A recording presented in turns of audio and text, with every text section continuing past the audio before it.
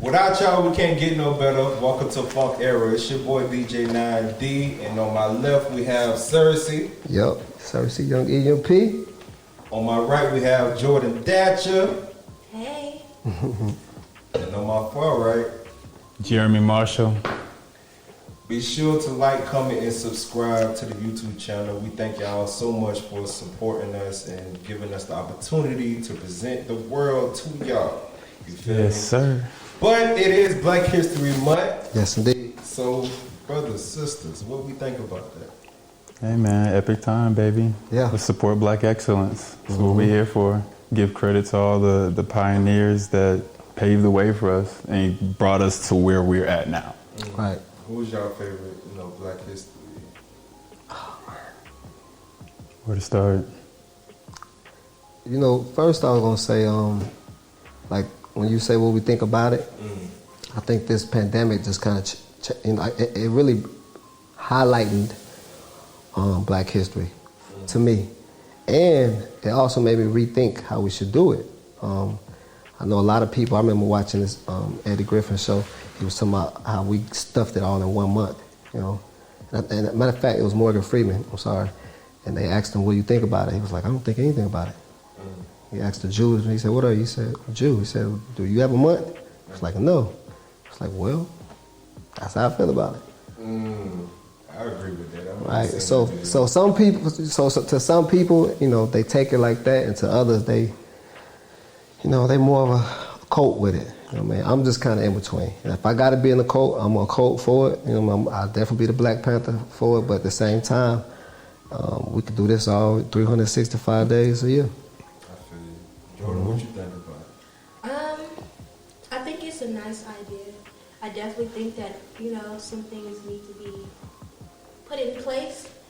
But my biggest thing with the Black History Month, I feel like Valentine's Day, kind of, we forget about Black History Month if we're going to be celebrating Black History.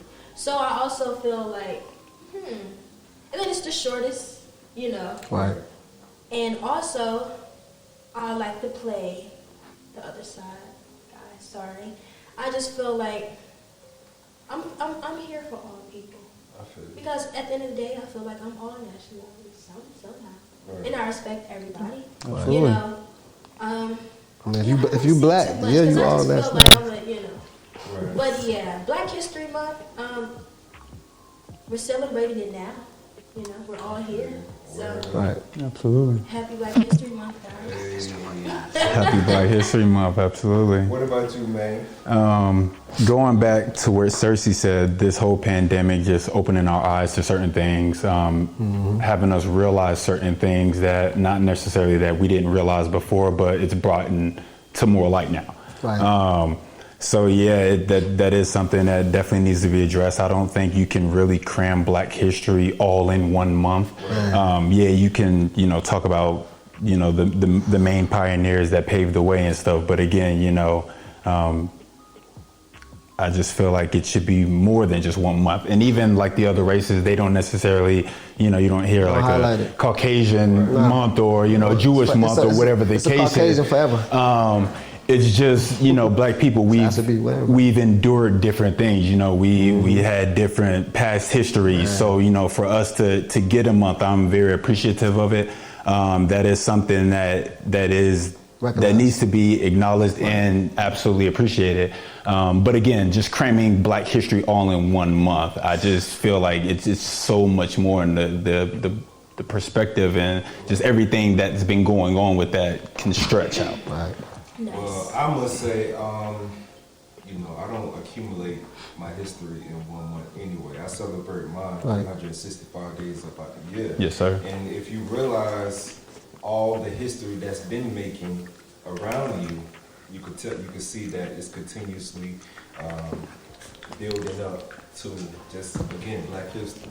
When you look at street lights, when you look at toilet seats, when you look at peanut butter, all of those things come together as just Black history. Yeah, it's historic. Absolutely. You know what I'm saying? It's very historical.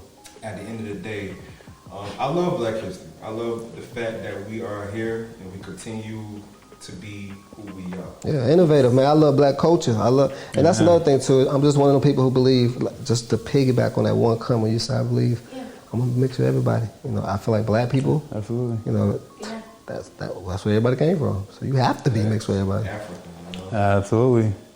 The motherland. You ain't got no choice but mix with everybody. You came from the same person. I got one question for y'all. What we talking about?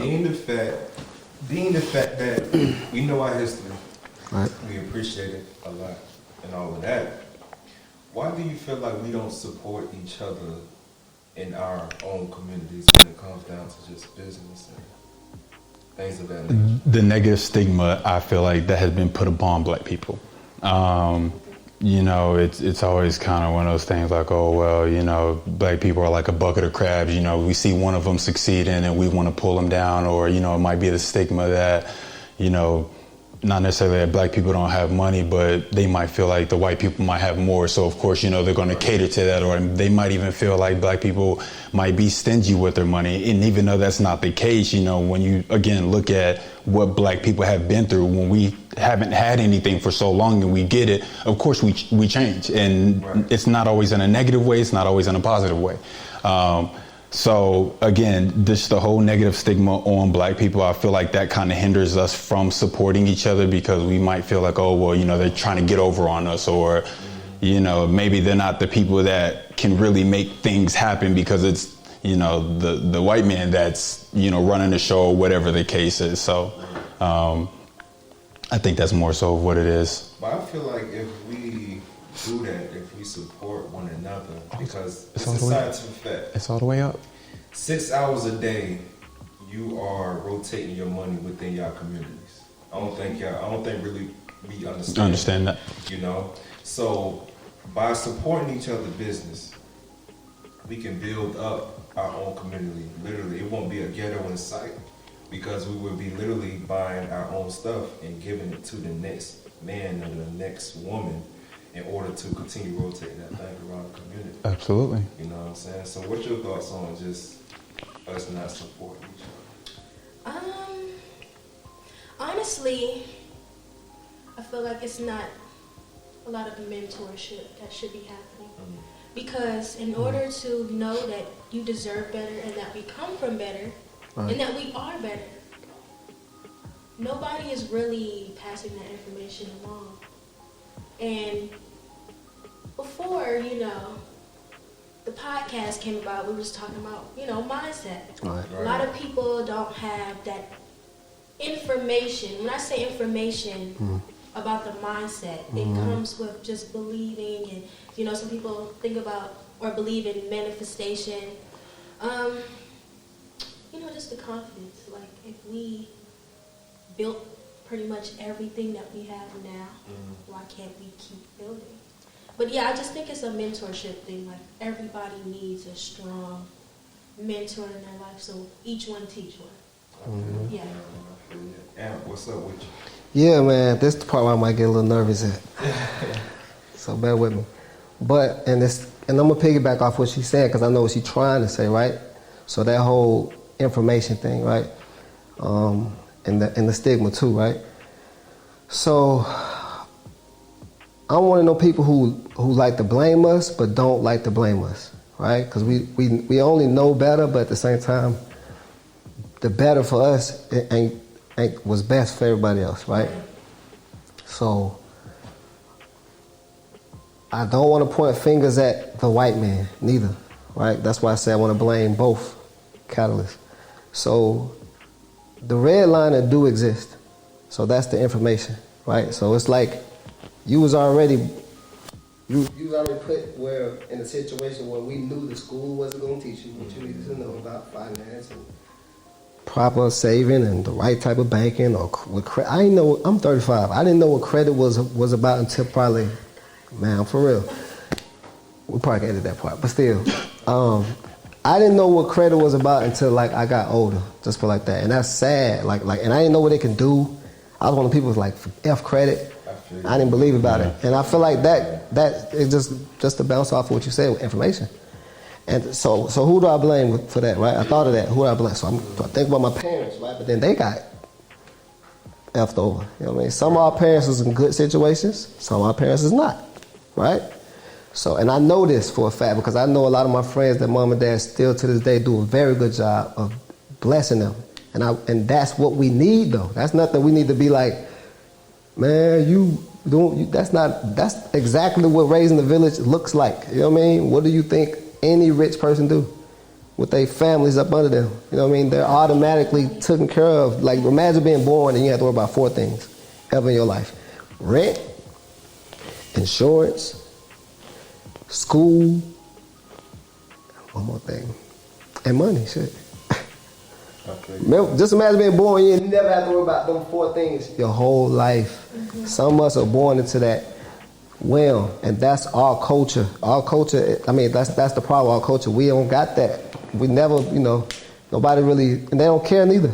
But another thing is, in this decade, these millenniums, they up 200%. It's a lot more millionaires being developed. Right. So that's the difference with the speed game right now. So that's why I say I want to blame it. Yeah. I think now it's a lot of millionaires because the internet. The internet helped, yeah. Back in the day, it was a lot of millionaires, but we just didn't know. Not only did we know, it was both. We didn't. It wasn't fast enough. Like for real, like I remember when YouTube, MySpace, we can go back to number crunches. Yeah. Nintendo, okay, when I had to blow the cartridge and put it in. Well, no, they literally, my daughter like Roblox. I'm saving it. I need Robux. I'm like, because Robux, I didn't know what that was, but it costs money. But you learn from technology, and that's like restaurants. It's convenience. That's what make people millionaires faster or overnight. That's the only reason why people can be famous overnight. It's the only reason. Yo, as y'all know, we having a wonderful conversation on Black History and all of this good stuff. Mm-hmm. We got Jhordyn, we got Jeremy, we got Imp up in the building. And we'll be right back after these few messages.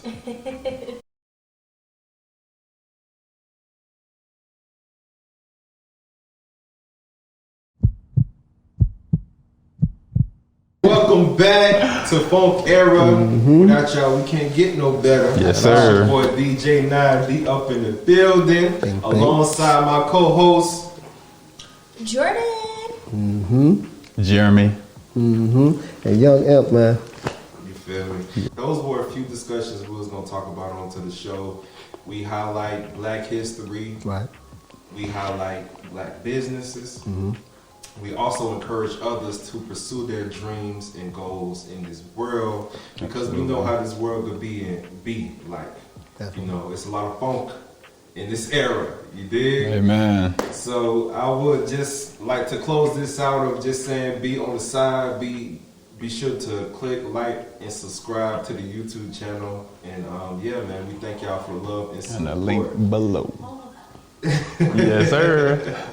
Yeah, man. So until next time.